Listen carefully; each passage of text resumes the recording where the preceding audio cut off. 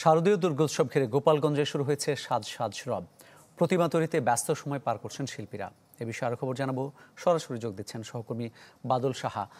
বাদল, ব্যস্ততা কেমন দেখছেন সেটা একটু জানাবেন। আর প্রতি বছরই দেখা যায় যে ভাঙচুরের ঘটনা ঘটে, প্রশাসন নিরাপত্তার বিষয়টা কতটা সচেষ্ট বলে মনে করছেন?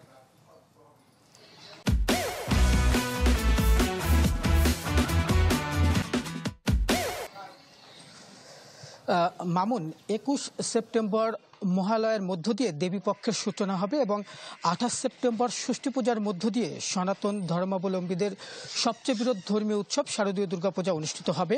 এবছর গোপালগঞ্জে ১,২৮৫টি মন্দিরে দেবী দুর্গা পূজা অনুষ্ঠিত হবে। এর মধ্যে গোপালগঞ্জ সদর উপজেলায় ৩৫৩টি, কোটালীপাড়া উপজেলায় ৩২১টি, মুকসুদপুর উপজেলায় ২৯৮টি, কাশিয়ানী উপজেলায় ২24টি এবং টুঙ্গিপাড়া উপজেলায় ৯০টি মন্দির বা মণ্ডপে এই শারদীয় দুর্গাপূজার আয়োজন করা হয়েছে। ইতিমধ্যে মন্দিরগুলোতে কিন্তু মাটি এবং খড় দিয়ে দেবী দুর্গার সাথে গণেশ, লক্ষ্মী, কার্তিক, সরস্বতীর প্রতিমা কিন্তু তৈরি করা হয়েছে।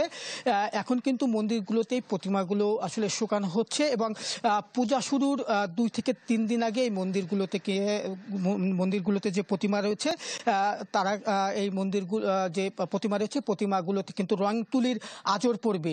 যারা আসলে মূর্তি গড়ে থাকেন, যে পাল সম্প্রদায়ের লোকজন রয়েছে, তারা কিন্তু মন্দিরে মন্দিরে গিয়ে তারা বিভিন্ন রং দিয়ে এই প্রতিমাগুলো ফুটিয়ে তুলবেন এবং ২৮ তারিখ থেকে কিন্তু পূজা শুরু হবে। ইতিমধ্যে কিন্তু এই পূজা নির্বিঘ্নে সম্পন্ন করতে জেলা প্রশাসন ইতিমধ্যে সমন্বয় সভা করেছে এবং এই সমন্বয় সভায় কিন্তু বিভিন্ন যে ধর্মীয় যে সংগঠনগুলো এবং ধর্মীয় যে প্রতিষ্ঠানগুলো রয়েছে তাদের নিয়ে কিন্তু এই সভাটি অনুষ্ঠিত হয় এবং নির্বিঘ্নে যাতে পূজা অনুষ্ঠিত হয় সেজন্য সবার সহযোগিতা কামনা করেছে এবং মন্দিরগুলোতে ব্যাপক নিরাপত্তা নেওয়া হয়েছে যাতে কোনো ধরনের কোনো অপ্রীতিকর ঘটনা না ঘটে। সেজন্য আইন শৃঙ্খলা, বিশেষ করে পুলিশ, র্যাব, আনসার সহ যে অন্যান্য যে আইন শৃঙ্খলা রক্ষাকারী বাহিনী রয়েছে তারা কিন্তু এই নিরাপত্তার কাজে নিয়োজিত থাকবেন।